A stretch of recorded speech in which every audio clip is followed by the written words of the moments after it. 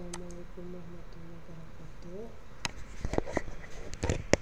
Pada kesempatan ini pertama saya akan menyampaikan ketiga di berbagai bidang ya. Sebentar ini ya, PowerPoint-nya kalian bisa lihat di Edlink ya, terang ya, kalau ini mendingan ya. Jadi kita sudah membahas berbagai macam K3 ya, tapi ini saya share yang belum dibahas. Jadi di sini saya Marina Atiasa, Teknik Elektronik Software Sukabumi, Desember 2024 ya, sekarang tanggal 24 ya. Nah, di sini K3 seperti kita sudah bahas dulu, kesehatan dan keselamatan kerja atau K3 adalah upaya mencegah kecelakaan kerja dan penyakit akibat kerja. Nah, tujuannya adalah menciptakan lingkungan kerja yang aman, sehat dan nyaman serta meningkatkan efisiensi dan produktivitas. Prinsip K3 meliputi identifikasi bahaya, penilaian risiko, pengendalian risiko serta pemantauan dan evaluasi ya. Jadi terus menerus seperti ini ya. Jadi mulai dari identifikasi bahaya, terus menilai risiko, pengendalian serta pemantauan dan evaluasi. Nah, ini gambarannya K3 ya, ada APD ya, terus ini alat-alat beratnya ya, terus ini ketinggian ya. Nah, di sini yang banyak itu K3 dalam teknik sipil ya. Jadi kalau di Sukabumi ini yang paling banyak adalah K3 dalam teknik sipil. Kenapa? Karena emang teknik sipil ini resikonya besar ya. Dan emang setiap ada aja pembangunan teknik sipil ini, pembangunan rumah, gedung, rehabilitasi ya, perbaikan atau pembangunan jalan, jembatan, terus bendungan, waduk, dan banyak sekali ya K3 teknik sipil itu. Jadi potensi bahayanya itu bisa dari ketinggian ya, misalnya ketinggian tapi nggak pakai alat yang memadai gitu, jadi potensinya jatuh gitu ya. Jatuh tentunya bisa meninggal atau misalnya berbahaya buat tulang dan anggota badan ya. Terus alat berat ya, alat berat juga ini bisa berbahaya ya kalau kita pemakaiannya misalnya kurang benar pemakaiannya atau ergonomis ya. Terus material konstruksi ya, materialnya, terus listrik juga, karena kalau pembangunan itu kan pasti ada listrik ya, jadi listrik ini bisa jadi salah satu bahaya ya. Terus galian ya, galian itu bisa dalam gitu ya, jadi harus benar-benar kita lihat ini potensi bahayanya. Terus cuaca ya, cuaca yang bisa berubah-ubah, misalnya hujan gitu ya. Terus debu ya, asbes gitu ya, dan bahan kimia ya, dan tentunya bahan kimia yang berhubungan dengan teknik sipil. Nah, upaya pengendaliannya misalnya penggunaan alat alat pengaman darurat ya, APD yang benar yang sesuai. Terus pelatihan K3 ya sesuai dengan bidangnya. Terus inspeksi rutin ya, jadi harus ada inspeksi, harus dilihat gitu ya setiap saat, jangan sampai lengah. Terus pengamanan area kerja ya, jangan sampai ada orang sembarangan masuk ke area kerja. Terus prosedur kerja yang aman ya, jadi harus ada training dulu dan penelahan gitu ya. Terus pengendalian debu ya, pengelolaan limbah ya, contohnya kasus kecelakaan akibat perancah roboh ya. Jadi ini penyangga perancah itu seperti penyangga-penyangga yang kita buat naik ke lantai berapa gitu kalau dalam pembangunan, tertimpa material atau tersengat listrik ya, dan banyak lagi ya. Nah ini seperti gini ya, yang bisa jadi potensi bahaya ya kalau roboh atau pelindungnya kurang ya. Nah di sini ada K3 dalam teknik industri, potensi bahaya mesin dan peralatan ya. Teknik industri ini ya banyak sekali cakupannya ya, bahan kimia, ergonomi ya, kebisingan, listrik, kebakaran, upaya pengendalian penggunaan APD, pengamanan mesin, ventilasi, desain ergonomis ya, pengendalian bising, pelatihan K3, inspeksi rutin ya. Jadi harus ada inspeksi dari perusahaan atau dari luar ya, yang memastikan bahwa keadaannya misalnya aman ya. Jadi ini banyak banget ya, mesin harus diperiksa ya sesuai, terus harus tahu cara menggunakannya, ventilasi juga ya harus sesuai, terus desain ergonomis ya, jadi tidak membahayakan orang yang bekerja, terus bising juga harus memakai APD ya. Contoh kasus kecelakaan akibat tangan terjepit mesin ya. Tangan terjepit mesin itu bisa berbahaya, bisa mengakibatkan tangannya rusak atau putus ya, karena mesin itu kan berputar ya, berat ya, terus terpapar bahan kimia, atau gangguan pendengaran karena terlalu bising ya. Nah ini terus kita lanjut lagi.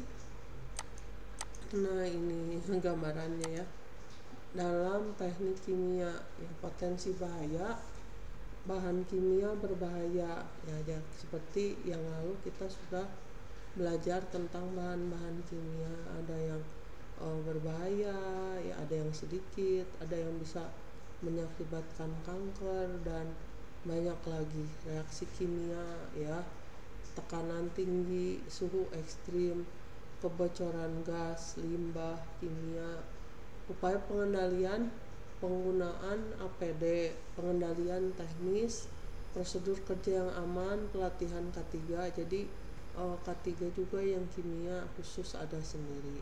Penyimpanan bahan kimia, pengelolaan limbah ya dari bahan kimia ini.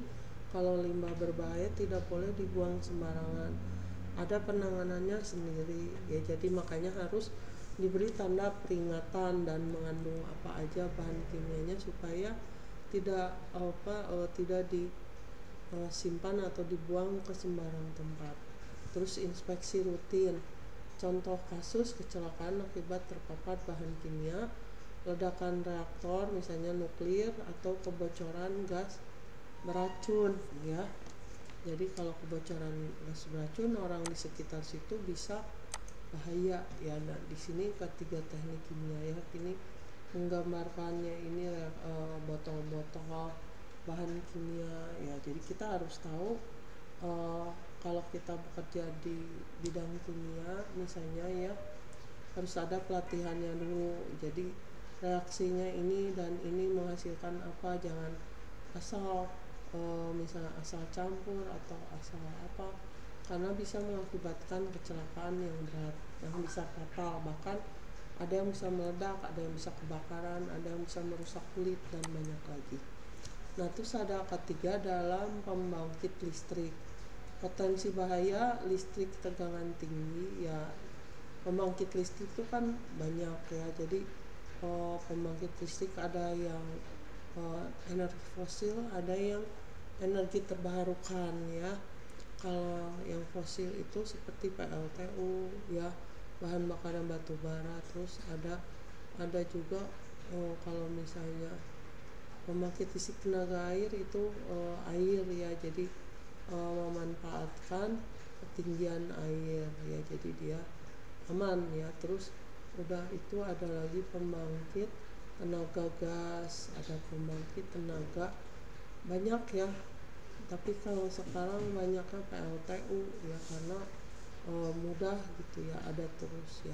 Tapi mungkin dalam 10 atau 20 tahun lagi kalau misalnya habis bahan bakarnya gitu ya, mungkin akan bertahap akan eh, berubah menjadi energi terbarukan ya, misalnya PLTS atau misalnya biomasa gitu ya. Sekarang udah co-firing biomasa dengan eh, PLTU ya, batu bara nih. Terus kemudian ada eh, angin ya, jadi eh, seperti di Belanda gitu ya. Terus ada banyak lagi ya renewable energy, cuma kekurangannya masih kurang dipakai, dan juga regulasinya juga di Indonesia masih eh, belum berpihak gitu ya, jadi masih ke fosil. Tapi suatu saat nanti akan berubah menjadi energi terbarukan, tapi bertahap ya. Upaya pengendalian ya, jadi bisa potensinya tuh banyak juga: listrik tenaga tegangan tinggi, mesin berputar, panas, kebisingan, bahan kimia, kebakaran. Upaya pengendalian: penggunaan APD ya sesuai dengan bahayanya, pengamanan listrik, pengamanan mesin, pengendalian kebisingan, pelatihan K3, inspeksi rutin. Contoh kasus kecelakaan akibat tersengat listrik, terjepit mesin atau terpapar panas ya. Jadi tergantung dengan ini bahayanya ya. Ya mungkin kalau yang tertentu mungkin dalam jatuh juga bisa ya, karena ada dalam ketinggian juga ada ya. Terus udah itu, nah ini gambarannya ya. Jadi pembangkit listrik ya, jadi ada konversi energi, ini boiler, ini energi kimia, terus ke mesin listrik ini kinetik ya. Terus turbin ya, udah itu generator menghasilkan listrik ya. Turbin ini berputar energi mekanik ya. Terus kondensor kinetik energi ya, bergerak ya. Ini boiler ini untuk memanaskan air ya, dipanaskan ya. Ini jadinya pembangkit listrik tenaga uap ya. Jadi perubahan dari satu bentuk ke bentuk yang lain ya. Terus kemudian transmisi dan distribusi energi sampai ke rumah ya. Jadi ini peralatan tegangan tinggi ya. Nah, pembangkit itu berhubungannya dengan PLN ya, karena untuk disalurkan ke masyarakat. Nah, kemudian ketiga dalam pertambangan ya. Sekarang di Indonesia banyak sekali tambang-tambang ya, seperti kita tahu ada Freeport tambang emas, terus ada tambang gas, ada tambang batu bara, dan banyak tambang-tambang lainnya, karena Indonesia sangat kaya. Ini potensi bahayanya yaitu yang dalam tambang itu ada longsor, ada ledakan, keruntuhan alat berat, debu, gas beracun, kebisingan.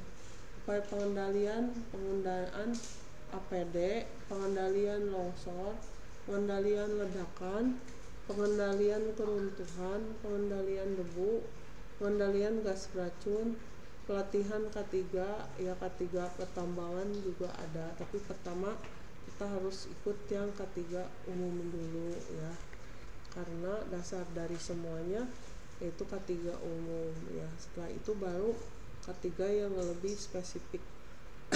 Terus nah di sini inspeksi rutin ya, seperti biasa sama. Jadi harus ada dilihat sama pihak-pihak terkait ya. Contoh kasus kecelakaan akibat longsor, ledakan, keruntuhan tambang atau tertabrak alat berat ya, karena di sini kan daerah yang untuk pertambangan, jadi resiko-resikonya juga lebih berat ya, karena dia jauh dari mana-mana, jadi harus dalam pengawasan. Nah, pentingnya K3, nah K3 kan luas sekali ya dalam berbagai bidang ya. Jadi pentingnya K3 yang baik mengurangi kecelakaan kerja dan penyakit akibat kerja. Karena kita melihat bahwa data-data akibat kecelakaan atau penyakit akibat K3 yang kurang diterapkan banyak sekali ya, bukan di Indonesia aja tapi di seluruh dunia. Meningkatkan, kalau penerapan K3 baik itu meningkatkan produktivitas dan efisiensi kerja, menciptakan lingkungan kerja yang aman, sehat, dan nyaman, meningkatkan citra perusahaan, serta menghindari kerugian finansial akibat kecelakaan kerja ya. Jadi kalau ada kecelakaan itu tentunya ada alat yang rusak, terus pegawai yang tidak bisa bekerja untuk sementara atau lama, jadi harus cari pegawai lagi. Terus misalnya alatnya jadi tidak bisa beroperasi misal karena rusak, dan banyak lagi ya. Terus harus kasih pesangon juga kalau dia nggak bisa kerja lagi ya. Jadi enakan aman gitu ya. Nah di sini kesimpulannya, K3 aspek utama yang penting dalam setiap bidang pekerjaan, terutama bidang yang memiliki resiko tinggi. Dengan pemahaman baik tentang potensi bahaya, upaya pengendalian dan penerapan K3 yang konsisten, kita dapat menciptakan lingkungan kerja yang aman, sehat, dan produktif. Ya, di sini ya ini seperti ini. Contohnya gitu ya, seperti ini kan berarti harus diawasi ya. Jangan sampai bocor atau apa. Baik, makasih. Assalamualaikum warahmatullahi wabarakatuh.